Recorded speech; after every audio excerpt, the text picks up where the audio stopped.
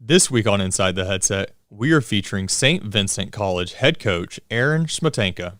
Coach Smetanka describes the meaning behind his team's Rise Together motto, shares the importance of developing players on and off the field, and gives his personal takeaways from the COVID-19 football season. Now, let's get inside the headset with Coach Smetanka.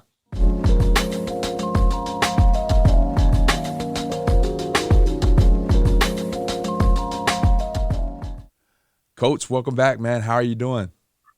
Hey, I'm doing great, Mario. How's it going today? It's going pretty good. Super excited about having you back on. Congratulations. I know you were part of the last 35 under 35 class. Obviously, with the COVID and the lack of having the actual convention this past year, you won't get to experience it in its full capacity until this upcoming convention. But super excited to have you a part of that class and have you on the podcast once again for the second time. So anyways, let's dive in. We had a great conversation the first time around. You're this young beaming coach, just super excited about taking over a program, and you still are. And you had the opportunity this year. I know it was a shortened season, but you kind of based your team culture on the mantra "Rise Together." How did you settle on this phrase, and what does that practicality mean for you and your players and your staff? So whenever I came to the program, took over December 5th, 2018, and I knew coming in, talked with the players, meeting those first couple, and knowing the program beforehand, we needed to take the next step. Program started back in 1923. It went to 1962, and then there was actually a fire on campus by Alumni Relations and Missions. So at that point in time, it turned into a club team. It was a club sport done throughout the years. They reinstated it and brought it back in 2007.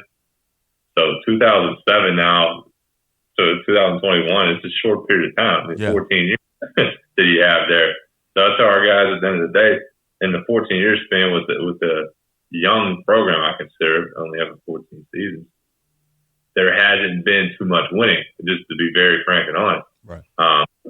So the biggest thing on our own is looking at what do we need to do? Hey, we need to rise together. We need to come together in everything that we're doing, because everything off the field correlates to on the field.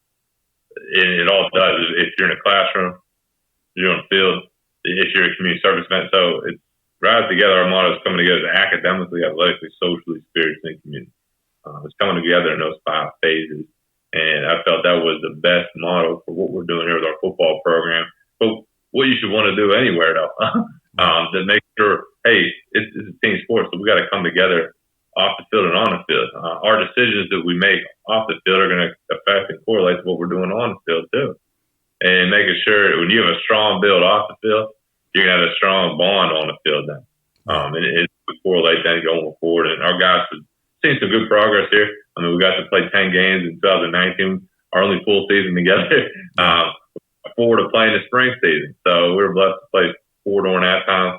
We went 2-2 at 500, finishing out that for the spring season. So now it's just building off of that and getting ready for this upcoming fall. Absolutely, Coach. Now, let me tell a quick story real fast, and then I'm going to actually transition it back to a follow-up question. One of the places that I coached at, we had the tendency to play a bunch of money games.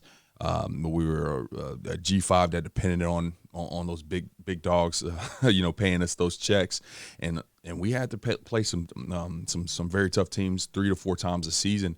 And our head coach kind of came in and said, "Hey, it doesn't matter who we play. If they put a football down, they put a ball down, we're going to show up and we're going to play." And that kind of became our mantra, was put a ball down. And you had the players saying it, and it actually showed up multiple times. And you saw your players actually saying it. You saw your coaches on the staff saying it. And so some of that stuff can sometimes be a little cliche, when you have these slogans that aren't very – you don't hear it, or you only really hear it when you're in the team meeting room, or you only see it painted on the wall. But guys don't truly embody it, and that was one of the first times I actually saw it embodied. And it sounds like you guys are starting to embody that as you got a couple wins here in this shortened spring season. How important or unimportant is it to have maybe some of those mantras, some of those team slogans, maybe each and every year, or just one that just stands for your football team altogether? Yeah, it's very important to have some sense of what your culture is. What is that? What do you guys go about? How you lead your program, no matter what level you're at, from your youth to your middle school, your high school, collegiate, and then obviously the IFL professionally. You have to have something you go off of. Right. Our program, I felt that the best for that is making sure we're coming together in all aspects, and it's joining together. It's not just the players. I mean, it's joining together us as our coaching staff coming together. The athletic trainers got to come together. We're all working hand in hand. You work hand in hand with the faculty, administration here at St. Vincent College, and then the community.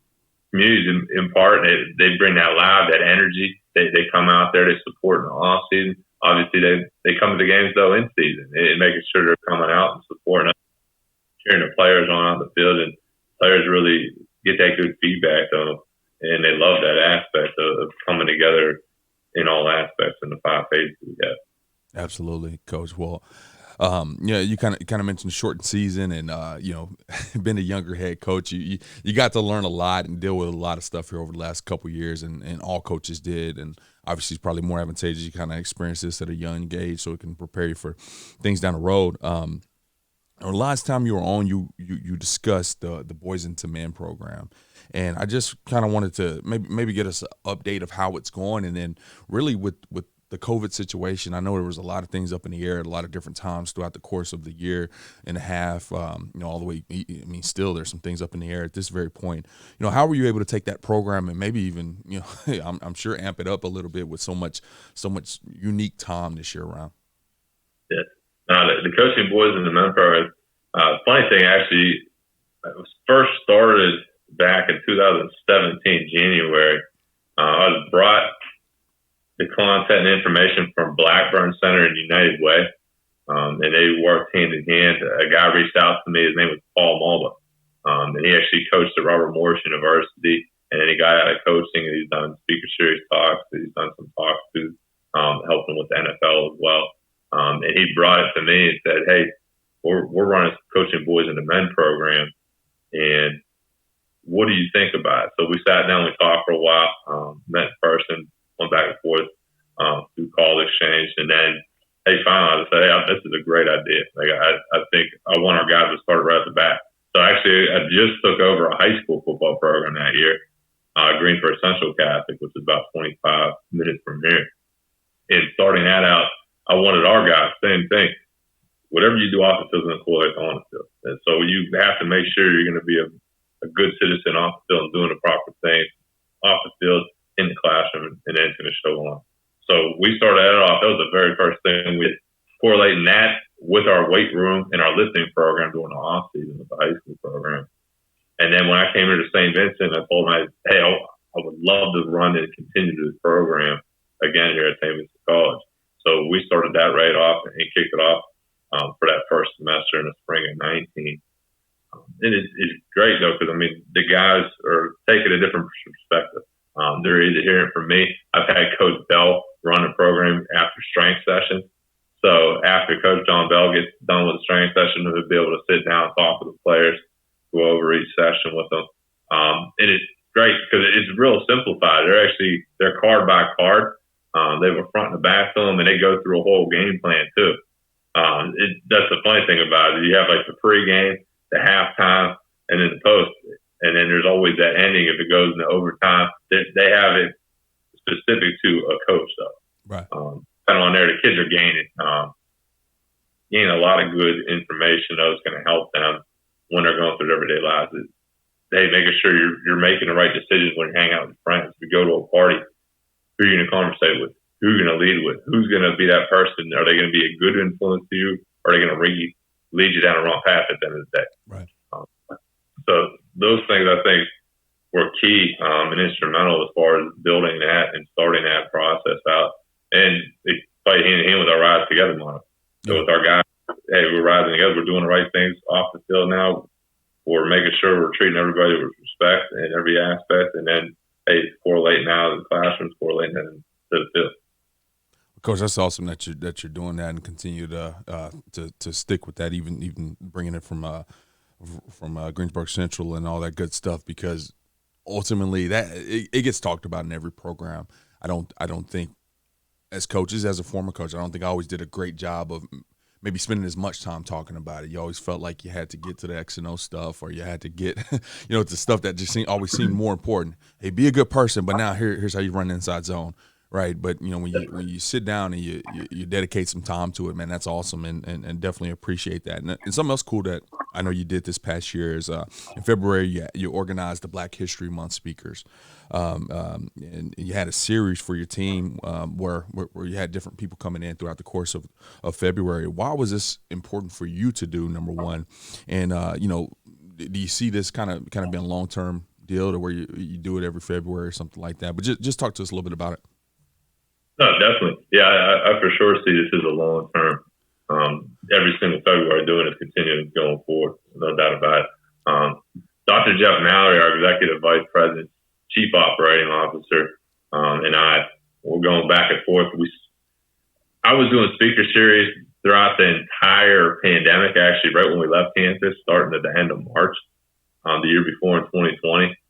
We did speakers throughout the summer, during the fall, and then we knew coming up until Black History Month in February, we were going back and forth, and Dr. Jeff Mallory said, hey, let's go and we'll put something together. I said, perfect. I said, I'd love to have something. So again, reaching out, brought a few different speakers on throughout the week, each week having somebody different on there. It was great because they were able to talk to our team, had them all there. That's how we were kickstarting and kicking off our team meetings then and getting ready for our spring ball season. Because it was different. I mean, usually you have spring ball practices. Right. We'll kick it off and get ready for a spring ball full season, right, which we got 4 games in. So each week we had a different speaker come on, talk with our players. I think it really helped on that. One of the weeks I even had the players. I opened it up to them, and I had them actually running. So the players on there, they all correlated. They put together a PowerPoint and presented that to the team, though, for Black History Month, which was great because it made them then take some ownership in it. Yeah. But I think it helped opening up the eyes of other guys on our football team and help seeing, hey, maybe some of the things that they're going through, maybe they go through in a daily life that maybe other people on our team don't know about or right, they've never been part of it in their life. Yeah. So I think those things really helped our team grow even more so during this time when we couldn't even meet together. Because the single meeting we did was on a Zoom call. We meet on Zoom. Then we would go to our team meeting, we would go to our offensive defense and special teams meeting. And then we finally can come together on the practice field. So it was very different, but I truly believe that was a huge factor of really pulling us together and pulling those new kids together with our new players that are all coming together for this upcoming spring season. And I think that helped keep that ride together motto theme even more so true than ever during that time. Coach, that's awesome, man. I think one of the most beautiful things about athletics in general, but especially collegiate athletics and professional athletics, is you just bring all these different people from different walks of life, different parts of the country, sometimes the globe, rich, poor, black, white, all these different aspects, and you put them in one room together, and they have to rise together. They have this unified goal, and sometimes when you can learn about each other, learn about the challenges that each other faces, and you can put that on a platter in front of those guys and let them soak it up. It really does generate that brotherhood that lasts a lifetime. So that's awesome. You did that, Coach. It's much appreciated. And it sounds like your players were all in putting a presentation together. Now, before I close up here with you, I know you mentioned you had a shortened season this year. I know you mentioned having the Zoom meetings and had to, I'm sure, juggling and putting square pegs in round holes, just trying to figure it all out. And like I mentioned, a lot of coaches dealt with this. What was your biggest takeaway? Not from a team standpoint, but you personally. What are you walking away from the season saying, man, I got better at this because of this situation? Something that's going to help you in your future. Yeah, I truly feel there's always something to learn. I tell our guys on the coaching staff all the time, even, is you can always, and you always should be continuously wanting to grow. And I would say you're either growing or you're not at the end of the day. You want to constantly build with what we're doing as a program, what we're doing with our players. We want to make sure that they're growing with one another during that time. So some of the things I think we took away from that was a relentless approach to everything we do. So no matter what happened throughout this year, we always talk about controlling the controllable. So whatever is given you, whatever is thrown at you that day, if there's a wrench that's put in there, how can you control that situation? One thing we did right off the bat, so it was that third week of March of 2020. Athletic director contacted me and said, "Hey, I'm just letting you know in about an hour there's going to be an email sent out to the campus. Everybody's going to be told they're going to have to, they got a short period of time, they can move all their stuff out of the dorms and they can move off campus then going forward because things are going to be closing down here for weeks going forward." So I said, okay, I want to get my players together then and meet with them one last time in person before we got to go. Talked to them, brought them together. 6 days we were away from starting our spring ball practices. We had to lift and condition every single week. We were doing a really good job. I was really excited, our whole staff was, and we were looking forward to jumping on that practice field after having a whole season now under our belt in that first year. And we said, okay, we're making some great strides here. Hey, yeah, this occurred. How can we control the controllable with it? So I told the players, hey, I know you guys are going to be off. We're not going to be together. We can't practice together. But what can we do to continue to get better during this time? So we actually did 15 spring practices through Zoom. So we couldn't practice, but we kept the same every single week. We still did installations. We did quizzes, every single one that we had for our 15. We gave them individual drills to go off of what we would be doing in practice if we had those 15 days together. And then we had those guys get feedback off it. I felt like it really helped us grow during that time, is seeing who is accountable, who loves the game of football, who's still going to put time into us with all the stresses and everything else that were going in their lives during that time. It showed. It really showed with our guys and what time they were going to put it, what effort they had. Giving us videos, it was fun to see them videos. The last one we always do for spring ball is a strongman competition, because you're allowed Division III level a competition.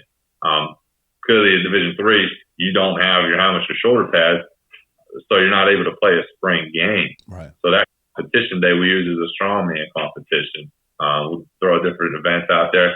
So we wanted to keep it a little bit fun. Obviously, the game of football should be fun when you're playing it. So we left it open, say, send us our videos, because usually we're doing our individual drills. We're telling the guys, telling them to send those in during that time. Send us a video of something unique, an exercise, though, that would be fun, maybe to add for a year's strong competition for the next year coming up. So it was real fun to see some of the guys. We have some players that live on farms. So they were making their own barbells. They were 8 stacks on the side, bench pressing, overhead. That's awesome. Squats, like pushing tractors, like anything like that. So it was fun. They were getting into it, though. Yeah. They're getting better. They're pushing themselves. They want to do whatever they possibly can to improve on that end, but making it fun with that during the time too. So that was something I think the guys really saw growth on that end, and it made it fun with those positional groups and with our overall team then during that time. So I think that's something that we got better on, is keeping that bond even stronger. Yeah. Then in control we could. And I think the kids then saw that going throughout the summer, preparing, because we were kind of unsure, is there going to be a season or not going to be a season? Getting ready, and okay, we're practicing. They postponed it to the spring. What can we do now? We'll take one day at a time, control what we can. Right. And I think the kids now going forward up to this upcoming fall, now we're going to see, hey, we went through that entire year, not knowing day to day what could occur, not knowing day to day if somebody might have a positive test or somebody might be contact traced by another person on campus, how that's going to go. Well, now coming back into this fall now, hey, we're starting to get back to more of a normal sense now. Right. Mandate more for masks. You're not seeing that. If you're vaccinated, you don't have to wear that mask anymore. We're going to get back to a setting where we can actually be in a classroom and go over and watch film with our players and be there in person instead of through a Zoom call. Right. So now it's, hey, you learn from all the different aspects we went through this past year. Let's continue to keep growing together and keep going and ride together in the right direction. But now let's take away the little things that we learned during that time, and let's not lose those, and make sure we're still staying in contact and making sure we're building off of everything that we did this past year now. And I think that's what really helped us out, and I think it's really going to show now for this upcoming fall season with our players. Well, I'm super excited for your fall season, Coach. Extremely proud to be associated with you and what you're doing over there. Like you said, at a very young program, and your uniqueness and leadership throughout this time. It's been one of my favorite questions with coaches, kind of how they approached the COVID deal and been away from players, and everybody kind of had their own thing. Nobody has quite had a strongman competition via Zoom, so that one is definitely up there as one of the more unique ones. But that's awesome, Coach. But before I let you go, I mentioned earlier, I told you congratulations on the 35 under 35 selection this previous year, and I did mention that you obviously didn't get to partake in a full schedule of events since we didn't have the convention. But I do want to ask, what does it mean to you to be a part of that program, and why was it important to you to apply for it? Been a young coach under 35, just trying to be in that program. Why did you seek that out? I was very thankful, and now getting an opportunity to come back for the one here in 2022. So I know it couldn't happen this past year, but I'm looking forward to just gaining perspective. I'm always looking to grow in the profession, and always looking to grow and seeing what other places are doing, what other coaches are doing out there with their programs. What are some tactics, some tendencies that maybe we can see we can use here at St. Vincent College, and take it back here with our coaching staff and our players. So I thought that was a great opportunity to put my name out there and put it out there. Luckily, I was blessed enough to get selected.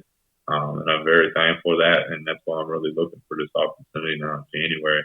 But I really wanted to go out there and put my name, at least apply for it, because I've seen from past what that leadership group has done, and what you've been doing a great job in growing that.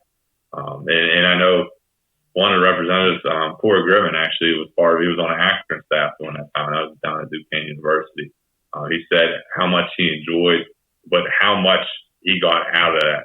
And he said, I would tell anybody that's under that 35 to apply for it and to be a part of this. It's a very special opportunity. I knew right off the bat from talking with him, talking with some other people at various levels, either professional level or Division I or Division II, Division III level, that have went through that process and been there in past years. Said you have to do it. You got to be a part of it. And luckily enough, I was selected for it, and I honestly am really looking forward to it for upcoming January. Well, Coach, is looking forward to getting you down there. Thanks again. Before I let you go, I want you to share your social media handle, or namely your Twitter account, so coaches can keep up with your journey and ask questions if they have any. Yes, if anybody ever wants to reach out, my Twitter account handle is @Coach Smetanka. And it's Smetanka, and some people put an O at the end. So Smetanka, that's the Twitter handle. And feel free. I mean, if everybody ever wants to reach out, I'll even give you my cell phone number. I have no problem with that as well. I always love helping others out. It's 412-398-0187. Cool. And again, thank you again, Mario, too, for having me on here today. Yeah, no doubt, Coach. We'll make sure to link that in the show notes. And once again, appreciate you hopping on. Look forward to seeing you in January, and best of luck this season. I appreciate it. Have a great rest of the day, too, and have a great 4th of July coming up as well. Yes, sir, Coach. You have a good one, man. Coach.